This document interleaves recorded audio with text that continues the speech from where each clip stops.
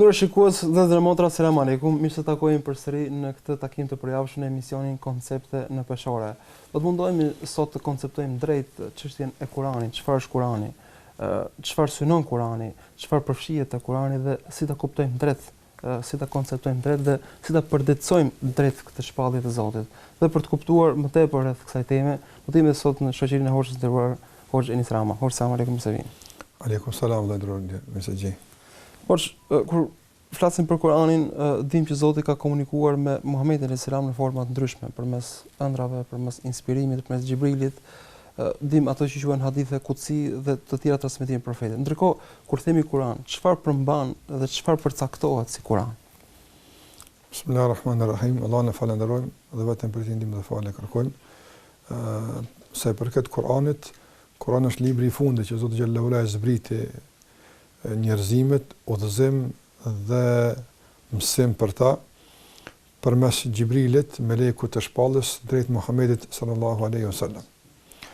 Muhamedi sallallahu alaihi wasallam në fillim të shpallës, respektivisht para se të fillim të shpalla, 6 muaj kishte ëndra të cilat realizoheshin në jetën e përditshme. Do nuk kishte ëndra që e shihte e që nuk dilte realitet në të nesërmen në përditshmërinë e tij. Dhe kjo është një paralajmërim se tashmë realisht një komunikim i posaçëm po fillon me të.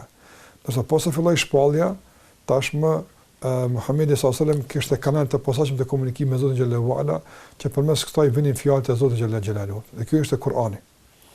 Ndërsa mënyrat e tjera të komunikimit me Zotin ishin, domethënë, ndoshta në forma të njëjta, mirë po pejgamberi alayhi sallam e dinte se cila është Kurani dhe cila është hadithi i tij. Pra kishte një mënyrë të diferencuar kur shpallej ajet, kur shpallej diçka e cila ishte Kurani. Po dinte se në mënyrë se si vinte, madje ka pranë sikur hadithi i Aishës, e ka pyet Aisha radhiyallahu anha si vjen shpalla dhe sa është ajo më e vështira për ta, ka pranë disa forma, sikurse për shembull ka ndodhur që me pa vetë Xhibrilin dhe këtë ka pa disa herë, pastaj i vinte në formë të njerëzit. Zakonisht në formën e një shoku të Dihya el-Kalbi ishte, kur vinte në këtë formë se ky është Xhibrili, mirë po i shpallte fjalët e Zotit xhallahu. Nga njëri vinte në formë të zilës, nga njëri në formë të shoshrimeve së bletës e kështu me radhë, dhe djersia i fortë pejgamberit sallallahu alajhi wasallam kishte një lloj ngarkese nga kjo shpallje dhe kur largohej, mbante në mend tërë atë që i është thënë dhe u akumton në shokëve të tij që ata pastaj e shkruan atë. Për shkak se ishte mesazhi i rëndëm, ishte diçka madhështore. Prandaj ishte edhe kjo gjendje gjithsesi. Ndërsa pejgamberi ka dhe hadithe thënjet e tij, të cilat janë dy lloje, thënie, që janë të Muhamedit sallallahu alaihi wasallam, thënie që i atribuohen Zotit xhallahu. Këto dy kategori të komunikimit me Zotin kanë dallim nga Kurani. Edhe në nivel të, domthonë, në nivel të lishmërisë, ka se Kurani është në nivel më të lartë të lishmërisë dhe gjithashtu në aspekt të adhurimit me lexim. Kurani vetëm me lexuar është adhurim, është ibadet. Dorso të tjerat nuk janë kështu apo. Dhe gjithashtu Kurani edhe kuptimi, edhe thëniet e gjithashtu është nga Zoti xhallahu ala. Nëse hadithet kuptimi është nga Zoti, ndërsa formulimin e ka bërë pejgamberi sallallahu alaihi wasallam që ka mundsuar Allahu te bareke ve teala. Prandaj ka disa dallime esenciale dhe këtë e dinte shumë bukur pejgamberi se çka është Kur'an dhe këtë e regjistronte në ato pllaka, në ato gurr, në ato gjethe, flete, çka do që këtë mundësi në kohën e tij përmes shokëve që ishin të autorizuar për shkrimin e shpalljes. Ndërkohë, ju thatë që Kurani është shpallja e fundit, mirë po Zoti vazhdimisht që ka shpall i njerëzve, po themi, libra ndryshme ose ka komentuar informacione ndryshme përmes profetëve. Ndërkohë Kurani vjen si diçka ndryshe, diçka e re, pra çfarë lidhje ka Kurani me shpalljet e mëhershme dhe ku është diferenca mes tyre? Lidhja e Kuranit me librat e mëhershëm është domthonë se burimin e kanë të njëjtë, është nga Zoti xhallahu. U erdhi kjo shpallje të gjithëve përmes Xhibrilit, dhe kjo është e përbashkëta. Dhe të gjithë atyre që u erdhi ky libër, domthonë libri i caktuar që u erdhi ishin të dërguar të Zotit xhallahu. Në gjitha këto aspekte është domthonë Kurani i përbashkët me to. Gjithashtu trajtimi i temave është në aspektin e përditshëm i përbashkët. Domthonë në librat e mëhershëm trajtojnë çështjet e besimit, çështjet e moralit, mirësjelljes, raportet me Zotin, raportet me njerëzit e kështu me radhë. Mirë po, deri këto është domthonë ai dimensioni i përbashkët mes librave të mëhershëm dhe Kuranit. Pra në këtë aspekt vjen si unifikim i mesazhit të Zotit. Gjithsesi, nga se gjithë janë nga Zoti dhe këto padyshim duhet të kenë ngjashmëri të madhe në mes vete. Mirë po, ka disa dallime që Kurani pastaj dallon nga librat e tjerë të mëhershëm. Nga dallimet është se librat e mëhershëm do të thotë kishin mësimet e këtyre librave kishin karakter të kufizuar, edhe kohor edhe vendor. Do të thotë vend të një libër dhe ishte e posaçme për këtë popull, për këtë kohë. Mirë po nuk vlente për popullin tjetër, nga se populli tjetër kishte ndoshta libër tjetër, kishte fetushka tjera, udhëzime tjera. Kështu më radh. Andaj kemi për shembull Tevratin që u zbriti Beni Israelve përmes Musaut alayhi salam dhe pas e kemi Injilin që erdhi dhe derogoi, domthonë mësimet e Tevratit, disa ja provoi, disa i derogoi, mirë po tashmë mbeti ky libër për popullin që u erdhi. Ndërsa Kurani, domthonë është libër si shpallja e fundit dhe përderisa është kështu, atëre nuk duhet të jetë i kufizuar, nga se duhet të jetë libër i përshtatshëm dhe libër i mjaftueshëm me mësimet e tij për të gjitha kohrat dhe për të gjitha vendet. Dhe kjo bën Kur'anin domthonë të dallueshëm nga librat e tjerë. Kjo është e para. E dyta, duke pas parasysh këtë specifik të Kur'anit, atëherë Kur'ani është dominues dhe derogues i librave të mëhershëm. Domthonë, në atë që librat e mëhershëm pajtohen me Kur'anin, mbeten ashtu. Ndërsa nëse ndodh me u dallu me Kur'anin, gjykatës për vërtetësinë e shpalljes Allahut mbetet Kur'ani, ndërsa librat e tjera, domethënë është një referencë më supreme në krahasuar me shpalljet më të hershme. Dhe gjithashtu ajo që e bën ende më të veçantë Kur'an është se Zoti xhallahu ala u zbriti libra pejgamberëve dhe popujve të mëhershëm. Mirë, por nuk e mori përsipër dhe nuk garantoi ruajtjen e librave.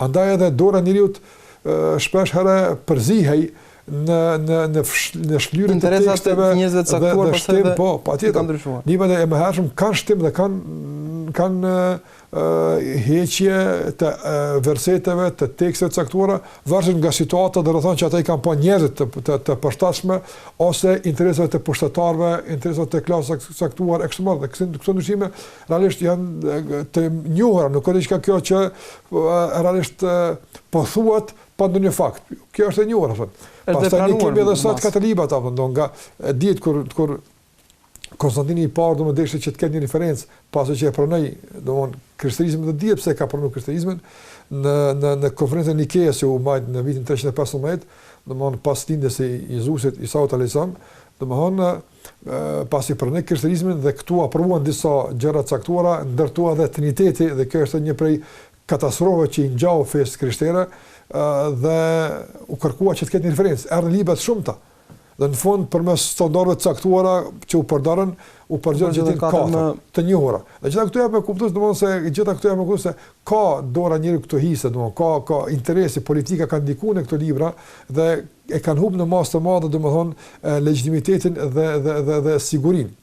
Ndërsa përlem nga Kurani, gjitha tendenca që ishin domthonë dështuan, mbeti Kurani libri pa ndryshueshëm, jo për shkak të faktorit njëri.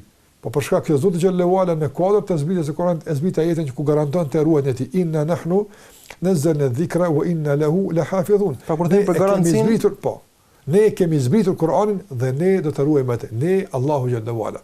Dhe Allah këtë ruajtje bëri pastaj në forma dhe mënyra të ndryshme.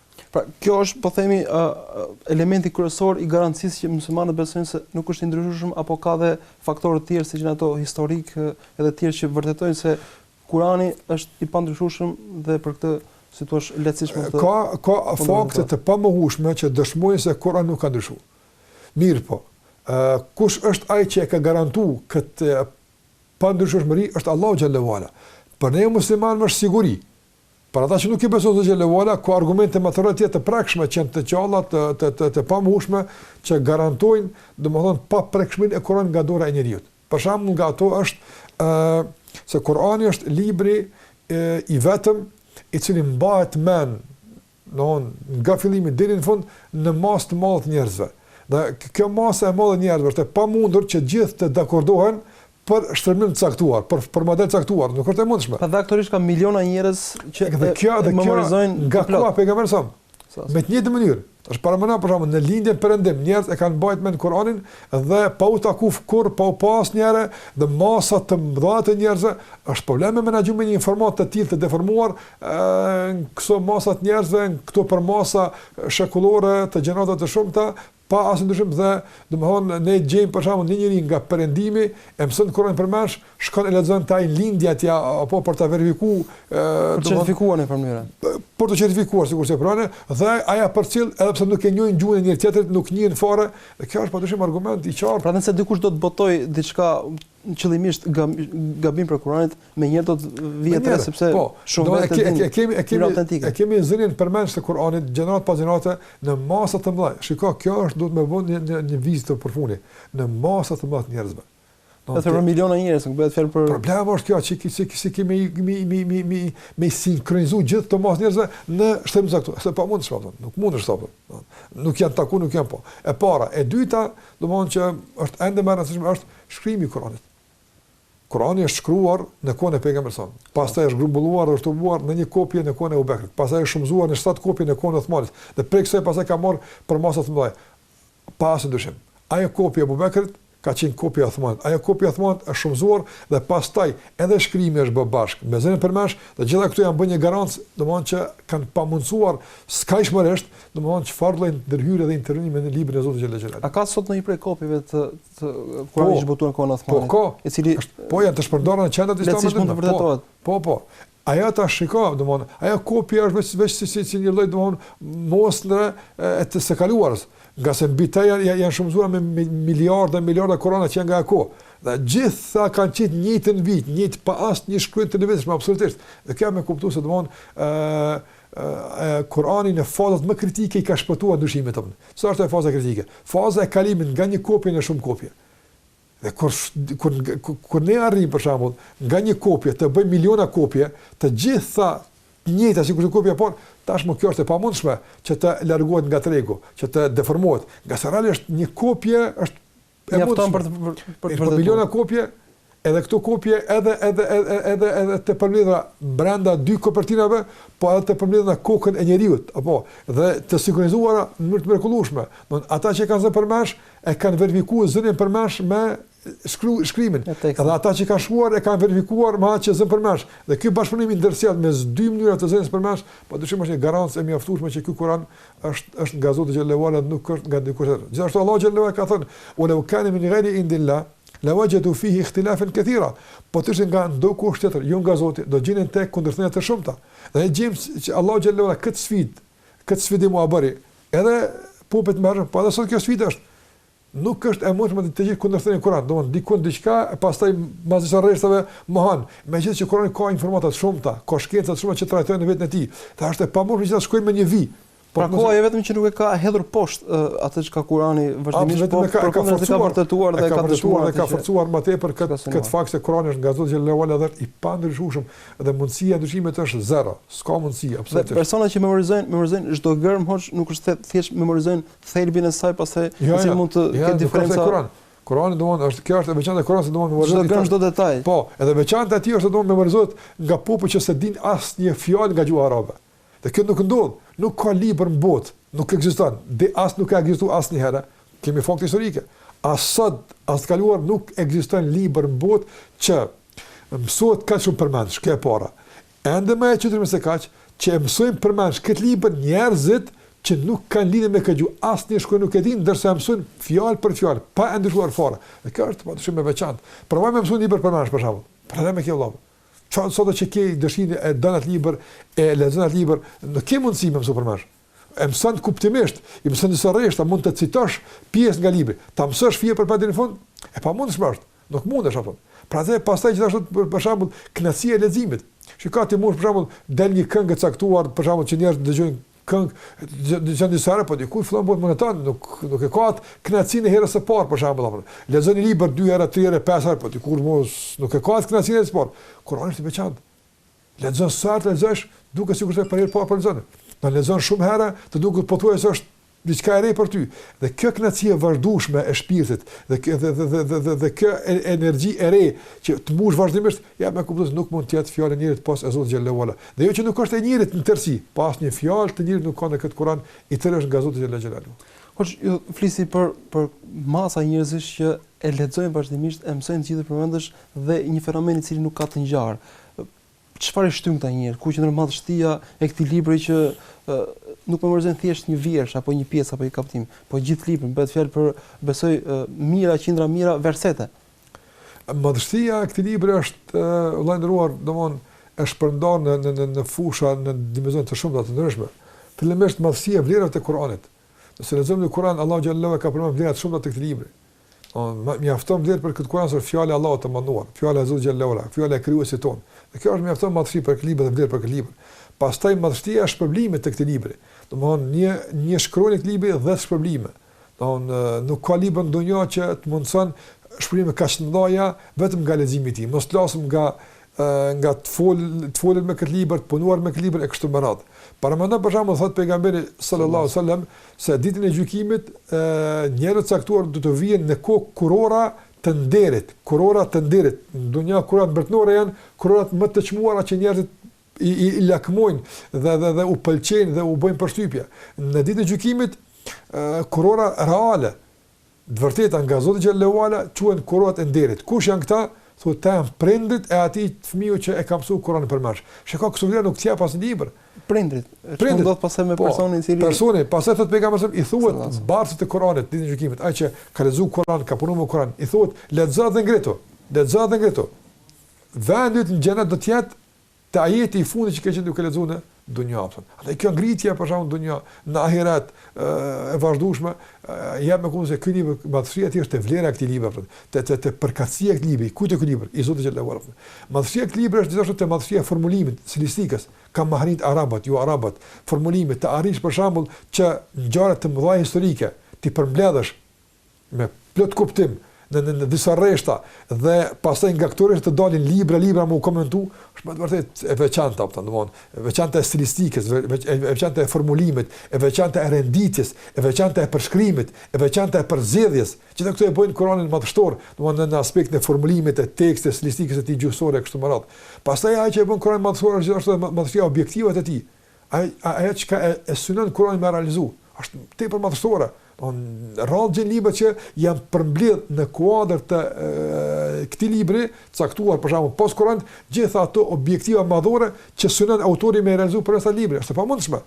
Pas ka kështu manuali i cili të jetë gjithë përfshirës. S'ka ashtu. Mund të ketë aspekte të caktuara të jetës. Po, manual mjekësi, në fizik, në familje, me gjitha këto është e pamundshme, është i veçantë, kjo bën madhështor Kur'anin, të veçantë. Madhësia e Kur'anit është edhe gjithashtu vlerësuar tek ndikimi i tij. Nuk ka libër në dunjë që ndikon sikur sa ajo. Njerëzit për shembull mund të jenë tërësisht në mosbesim, në mohim. Përvojat shumëta që kemi lexuar dim, ka lexuar Kur'anin, e kanë poshtë Kur'anin kuptim pozitiv, e ka gjynzu. Ka njerëz që janë qas Kur'anit për me gjithë meta, me gjithë gabime. Në fund i kanë poshtë Kur'anin, i kanë për vete. Andaj ky ndikim hatash i madh, ndikimi i besimit. Ka njerëz për shembull lexojnë Kur'an, nuk e kupton fare, ne kemi njerëz të vjetër, haxhiler, xhamatli, lexojnë Kur'an, dëgjojnë Kur'an dhe çan, ndikohet një gjendje e posaçme e një porulje në nështrimi e ndin njeriu nga do fjalë që nuk i kupton, po diçka po ndodh tek ai. Un kam pa një provë që e ka bën një prej dietarëve, do thotë me njerëz që nuk e kuptojnë gjuhën arabe dhe nuk dinë çka është Kurani. U ka lexuar fjalën e gjuhën arabe, poezia dhe Kur'an. Dhe pothuajse të gjithë thonë që kjo e para nuk ka sikur se dyta. Ka diçka ndryshe. Diçka këtu ka, shikoj se kjo komunikon me natyrshmërinë e njeriu. Nuk din çka është, ama e kupton e ndin se diçka e veçantë. I flet shpirtit në një farë mënyrë, nuk i flet thjesht arsyes dhe logjikës. Kjo përputhje me shpirtin, me zemrën, me natyrshmërinë, ky ndikim i veçantë i ndryshimit rrënësor tek njeriu, ky provokim i lotëve, ky provokim i mallëngjimit, ky provokim i dashurisë së madhe, ka libër shumë madhështor. Është shumë madhështor. Pastaj gjithashtu pe domon të shumta që flasin për madhështinë e këtij libri është edhe madhështia e sfidimit. Nuk ka libër në botë që sfidon njerëzit sikurse ky libër dhe mbetet i pasfiduar asnjëherë. Kjo është shumë madhështore. Ose xhallahu në film tha, "Dhalikal kitabu la rayba fi." Është libër që s'ka pikë ndyshente. Është hak i vërtet. Urdhani. "Wa in kuntum fi raybin mimma nazzalna ala abdina fa'tu bi suratin min mithli." Nëse jeni në dyshje rreth saktësisë së librit, urdhani pra na sini një versat, një sure, sikurse ka ky sure. S'pat mos jetë më sjell. Sfidën e pas kanë në krye, si për të ngacmuar dhe kjo bën mësuar këtë Kur'an. Shikoj, edhe kam lexuar nga domosdoshmë shumë ekspertë letërsisë, njerëz që njohin letërsinë, njohin librat, duke thënë se është e veçanta e Kur'anit dhe kjo bën mësuar. Nuk ka libër në botë që autori në fillim thotë, kjo që e shkruaj unë ju sfidoj që të sillni sikurse ky libër. Jo, Gjithmonë autori thotë kjo është ajo që unë e kuptova, kjo është ajo që ne di. Nëse gjeni ndonjë gabim, ju lutem më lajmëroni. Adresa është poshtë, emaili është poshtë, apo zakonisht. Dhe njerëzit tregon atë paplotësmërinë që ka autori. Normal, e pranon autori. Dhe kjo është një modësi e lavdruar e autorit. Nuk ka njëri në botë që ka shkruar libër dhe s'ka pas mos i të vijë dikush pas tij e që realisht mos ka çfarë të shton në atë libër. Vetë njëri ka çfarë të shton. Po sikur se ka një autor, nuk ka një dietar i madh ka thënë, nuk ka njëri në dunjë i cili arrin me shkruaj libër e që pas shkrimit të librit kur të rishikon thotë sikur këtë kishte kështu. Mos ketë nevojë pastaj për po, i vetëm Kurani. I vetëm Kurani që ka këtë madhësi të kësa plotësie, perfeksionimi dhe sfidimi, gjithën kohë që njerëzit ende mbeten të mahnitur me këtë libër të Zotit Xhelal Xhelalu. Le të shkundemi pak momente dhe vijmë përsëri bisedën tonë, por më shihemi pas pak.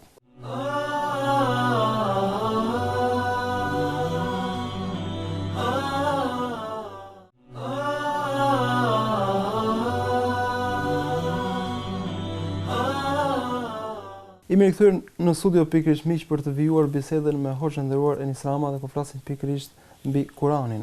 Hoxh, ju përmendet se Kurani, si thua, për madhësisë së tij janë dhe synimet e larta që nuk i ngjan asnjë libri dhe asnjë manuali tjetër, jo vetëm autori, po edhe akademikë dhe grup autorësh. Ndërkohë, nëse mund dalemi tek synimet konkretisht, cilat janë disa prej synimeve më të mëdha, se ndoshta Kurani ka shumë synime për njeriu. Kurani ka do që ti qasash, dhe më thonë, të binë cërë fjallë e Zotë Gjellewala. Nuk ka mundësi një njëri, dhe më thonë, të sjellë një liber të këtil. Muhamedi a.s. ishte njëri, dhe më thonë, pa dyshim, njëri i madh, njëri i menqur, mirë po, me gjitha këto është e pa mundshme, jo aj po, kur të qofte të sjellë Kurani, sikurse të sjellë një liber sikurse Kurani. Dhe sikur që përmendën njerëz janë mahnitur, ose shumë janë mahnitur, ose s'është e mundshme. Fillimisht nuk është e mundshme njeriu ti thot njerëzve, kjo është që e kam shkruar dhe ju sfidoj. Unë do të vdes, do të shkoj, mirë po ju sfidoj që cilin libër si ky. S'ka kështu që thot dikush apo. Pastaj gjithashtu njeriu është emocional. Nuk është e mundshme që njeriu gjashtimet e librit të tij mos të ndikohet nga rrethonat e jetës, pra ti vdes një afërm, ti ndodhe diçka dhe mos ketë kë reflektim në librin e tij. Pra subjektivizmi është i pashmangshëm. Ai ka një qasje pashmangshëm, po. Nëse këtë nuk e gjejmë te Kurani apo. Pejgamberi vdiq Axha, domon një krah i madh për të vdiq gruaja e Hadixha, nuk gjejmë fjalën për to në fjalët e Allahu xhallahu ala. Domon realisht ti emocionet tuaja i bën anash, ato nuk kanë ndikim në librin e Allahu xhallahu ala. Kjo është e veçantë tek libri apo, që e bën këtë libër madhështor dhe bindje se është nga Allahu xhallahu ala. Dhe nga ato që gjithashtu e përmendëm më herët, e bën këtë libër madhështor dhe fakt të pamohshëm se është nga Zoti xhallahu ala, çka synon ky libër më realizohet. Është i qartë. Vizioni i Kuranit është shumë i qartë. Andaj është shumë e shëmtuar dhe shumë e keqe kur ne shohim sot që ne muslimanë nuk kemi vizionar, nuk kemi vizion. Nëse kemi librin më vizionar, kemi librin i cili realisht domthon në shumë fusha na mëson vizionin të shumta, qëllimet, ka duhet të shkojmë, rrugën që do ta ndjekim me kështu me radhë. Nga objektiva që synon Kurani me i realizu është që njerëzve tu ofron një fe të drejtë. Një fe që atyre përshtatet. Një fe e cila domthon i përgjigjet kërkesat e njeriu. Pa një referencë rigoroze për jetën e tyre. Një fe e cila u ofron besimin e drejtë. Jo bestytni, jo thashë thënë, jo pallavra ndryshme, jo abuzime fatkeqësi të njerëzve, anë shpirtërore me nevojat e tyre. Besim i qartë i cili domthon realisht i përgjigjet natyrisë, i përgjigjet logjikës njeriu, arsyes e kështu me radhë. Dhe kjo është ruajtja e fesë. Dhe sjellja e fesë së dur tek njerëzit është objektiv kuranor. Dhe shikoja ka arrit, është shumë e qartë kjo. Po, është padyshim. Objektiv e Kuranit është gjithashtu domthonjë që njerëzit tua përmirëson konceptet dhe kuptimet. Njerëzit domthonjë arrin që të formojnë koncepte të ndryshme, varësisht nga situata, rrethonat, mënyrat e jetuarit, kohat e jetuarit e kështu me radhë. Të cilat herë janë paralel me natyrshmërinë e tyre, po herë dhe janë ato shpesh janë të diferencë.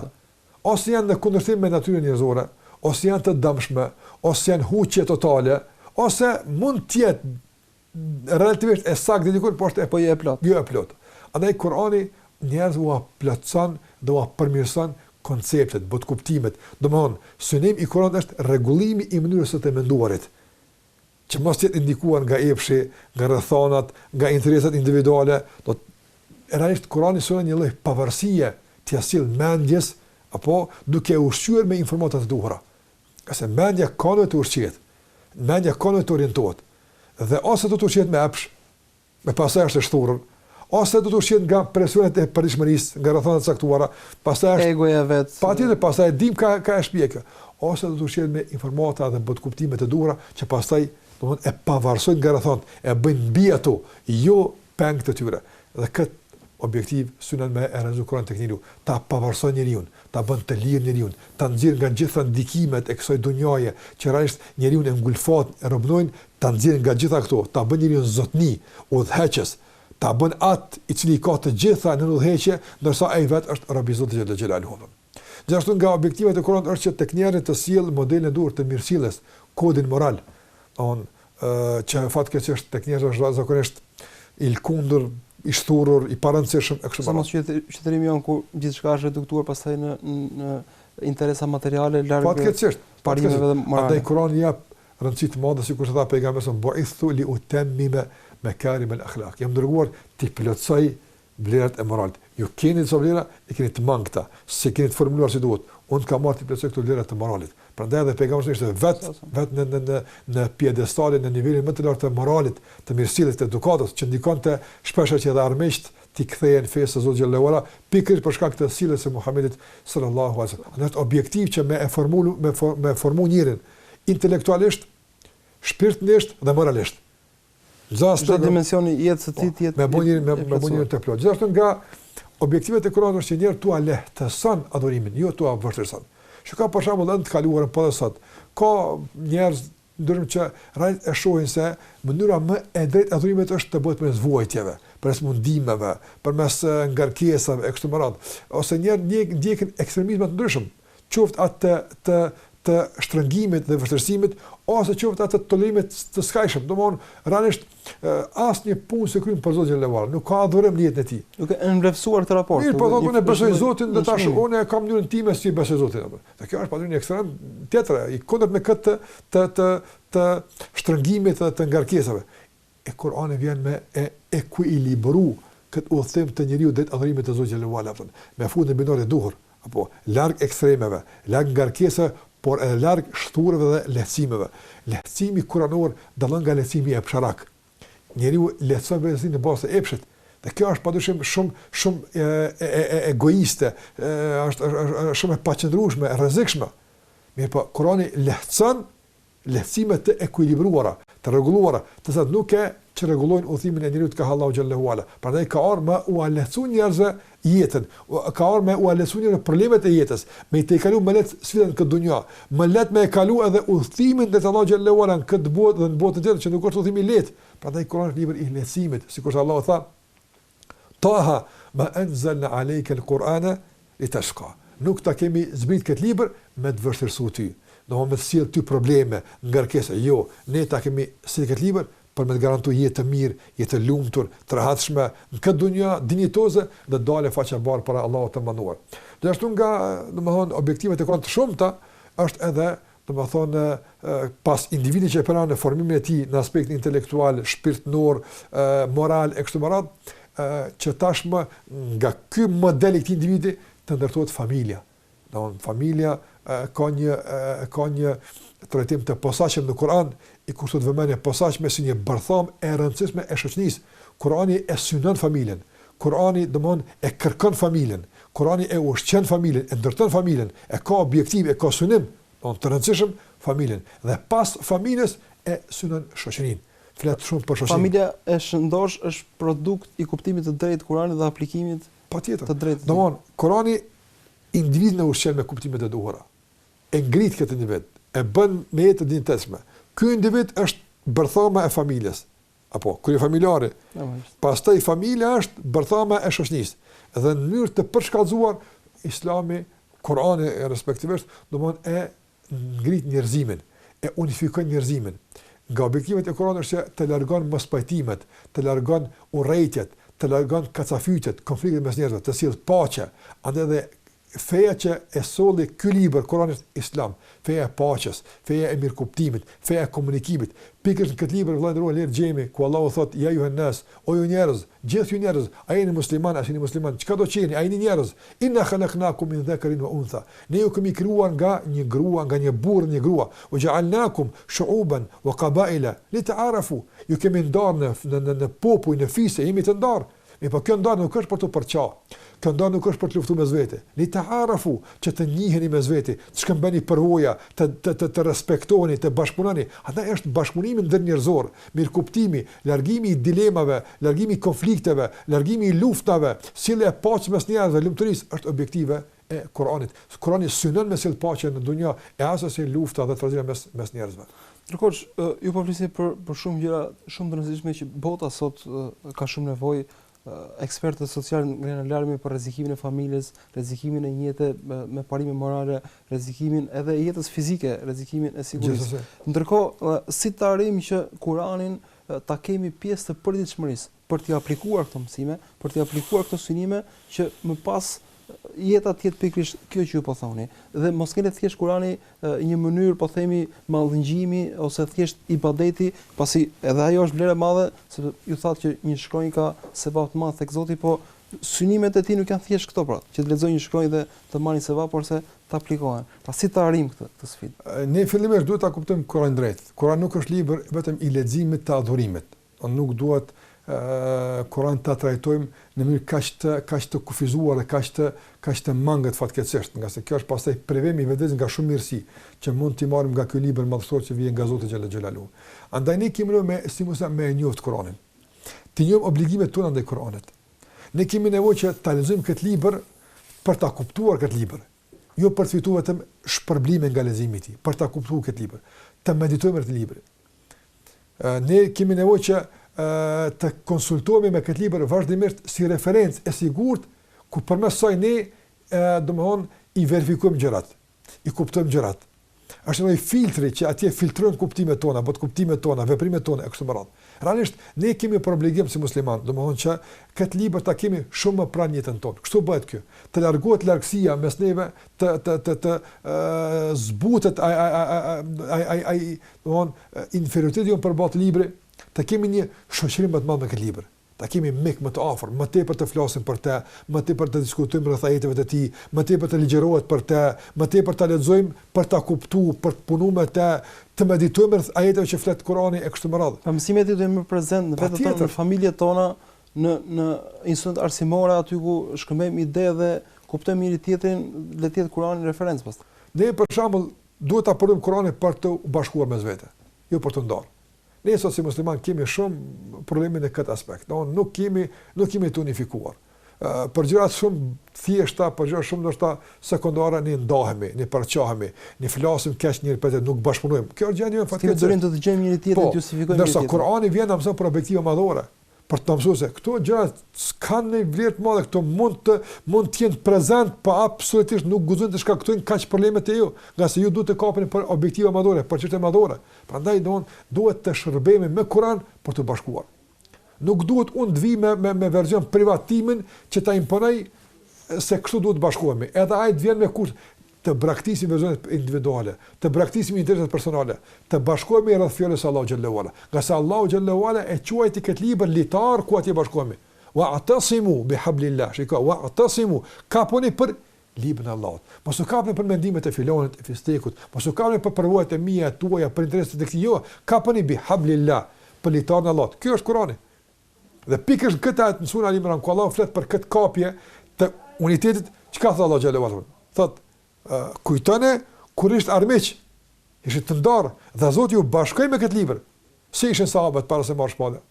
Dihet gjendja sociale dha atë nga çfarë rëndor, do kuptim të përçar lufta të vazhdueshme, gjakdherë e vazhdueshme, i bëri ky Kur'an të ngjizur si një trup. Andaj ky Kur'an le të bën pa të lidhur për Kur'an.